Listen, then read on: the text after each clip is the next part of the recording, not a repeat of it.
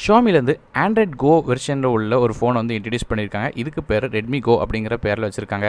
So இந்த ஃபோனில் என்ன விஷயங்கள் இருக்குன்னு பார்க்கும்போது முதல்ல இந்த ஃபோனில் இருக்க டிஸ்பிளே வந்து ஆரம்பிக்கலாம். இதில் 5 இன்ச் IPS LCD டிஸ்பிளே கொடுத்துருக்காங்க. 720p ரெசல்யூஷனோட டிஸ்பிளே, 16:9 ஆஸ்பெக்ட் ரேஷியோ, அதாவது முந்தி இருந்த மாதிரி பழைய வெர்ஷன் மாடல். அது மட்டும் இல்லாமல் 294 ppi டென்சிட்டி இருக்குது. ஸோ நார்மலான டிஸ்பிளே தான் கொடுத்துருக்காங்க.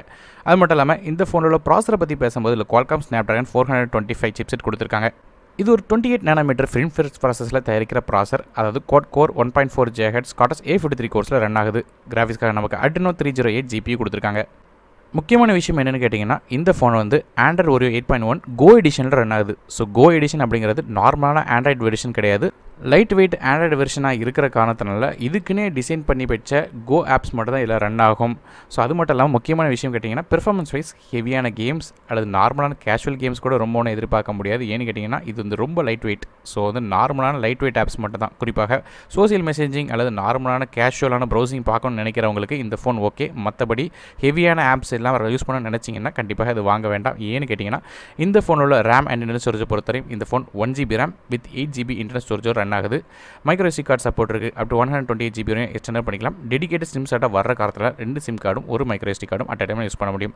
ஸோ 1GB ரேம் அப்படிங்கிறது ஆண்ட்ராய்ட் கோ எடிஷனுக்கு ரன் பண்ணுறதுக்கு போதுமான ஒரு ஹார்ட்வேர் தான். இருந்தாலும் நான் ஏற்கனவே சொன்ன மாதிரி லைட் வெயிட் ஆப்ஸ் ரன் பண்ணுறதுனால இது ஒரு பிரச்சனை இல்லை.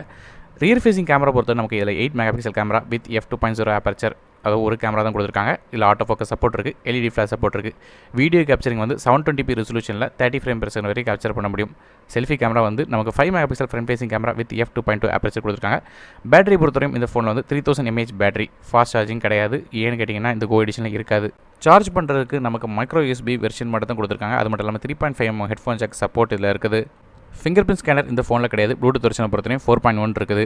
இப்போதைக்கு இந்த ஃபோன் வந்து பிலிப்பைன்ஸில் மட்டும் தான் விற்கிறாங்க. இதோட விலையை வந்து கன்வெர்ட் பண்ணி பார்க்கும்போது இந்திய மதிப்பில் 5400 வருது. ஸோ இந்த ஃபோன் இந்தியாவுக்கு வந்தால் நீங்கள் வாங்குவீங்களா இல்லைங்க கமெண்ட்ஸ் தெரிவிக்கலாம். ஆனால் என்ன பொறுத்தவரையும் அது ஆண்ட்ராய்ட் கோ ஸ்மார்ட் ஃபோன் அப்படிங்கிறது நார்மலாக ப்ரௌசிங் மட்டும் தான் யூஸ் பண்ண முடியுமே தவிர எந்த விதமான ஹெவியான அப்ளிகேஷன்ஸ் அல்லது ஆப்ஸுக்கு வந்து யூஸ் பண்ண முடியாது. ஸோ அதனால் நான் இதை வாங்க மாட்டேன். ஸோ உங்களோட கருத்து நேர்களுக்கு கமெண்ட்ஸ் தெரிவிக்கலாம். ஒருவேளை இந்த ஃபோன் இந்தியா லான்ச் ஆச்சுன்னா இதோட பைனோ லிங்க்ஸ் டிஸ்கிரிப்ஷன் கொடுக்குறேன், அதை யூஸ் பண்ணி வாங்கலாம். ஸோ இந்த வீடியோ உங்களுக்கு பிடிச்சா மறக்காம லைக் பண்ணுங்கள், உங்கள் ஃப்ரெண்ட்ஸ்க்கு இந்த வீடியோ ஷேர் பண்ணுங்கள், மறக்காம சேனல் சப்ஸ்கிரைப் பண்ணுங்கள். மேலும் பல வீடியோ இருக்குது. நான் டெக் நமக்காக மற்ற வீடியோ உங்கள் சந்திக்க வரை நன்றி, வணக்கம்.